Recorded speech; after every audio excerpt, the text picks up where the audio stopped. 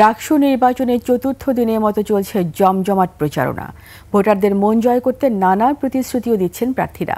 অন্যদিকে চাকসু নির্বাচনে মনোনয়নপত্র জমা দেওয়ার শেষ দিনে ছাত্রদল ও ছাত্র শিবির পৃথকভাবে প্যানেল ঘোষণা করে। রাজশাহী বিভাগীয় প্রতিনিধি বদরুল হাসান লিটন ও চট্টগ্রাম প্রতিনিধি হাসান ফেরদৌসের তথ্য ভিডিওতে ডেস্ক রিপোর্ট।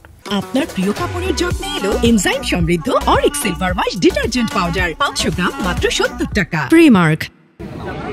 বিশ্ববিদ্যালয়ের টুকিটাকি চত্বর, পরিবহন মার্কেট, চারুকলা অনুষদ ও একাডেমিক ভবনের কাছে লিফলেট বিতরণ করেন ছাত্রদল ও ছাত্র শিবির সমর্থিত প্যানেলের প্রার্থীরা। তারা জুলাইয়ের প্রতিশ্রুতি অনুযায়ী ক্যাম্পাসকে শিক্ষার্থী বান্ধব করার অঙ্গীকার করেন। কেউ কেউ প্রতিপক্ষের বিরুদ্ধে আচরণবিধি লঙ্ঘনেরও অভিযোগ করেন।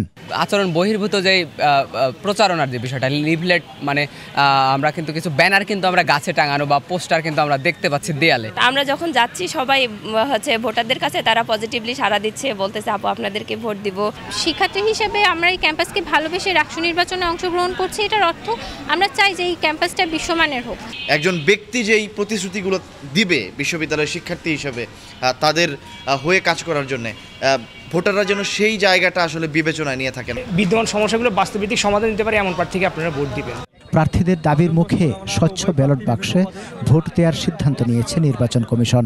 স্বচ্ছ ব্যালট বাক্সে আমরা গ্রহণ করব, আমরা এই সিদ্ধান্ত নিয়েছি এবং এটা আমাদের বাস্তবায়নের পথে এখন আছে। এদিকে চাকসু নির্বাচনে ছাত্রদল ও ছাত্র শিবির পৃথক প্যানেল ঘোষণা করেছে।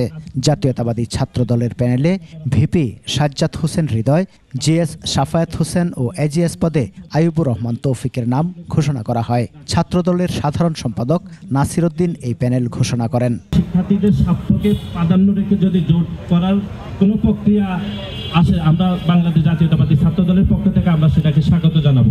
শিবিরের প্যানেলে ভিপি ইব্রাহিম হোসেন রনি, জিএস সাইদ বিন হাবিব ও এজিএস পদে সাজ্জাদ হোসেন মুন্নার নাম ঘোষণা করা হয়। ছাত্র শিবির প্যানেলের নাম দেয়া হয়েছে সম্প্রীতির শিক্ষা জোট।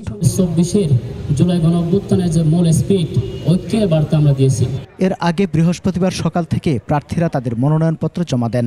নির্বাচন ঘিরে বিশ্ববিদ্যালয়ে উৎসবমুখর পরিবেশ বিরাজ করছে। সমার ইসলাম, 21 টেলিভিশন।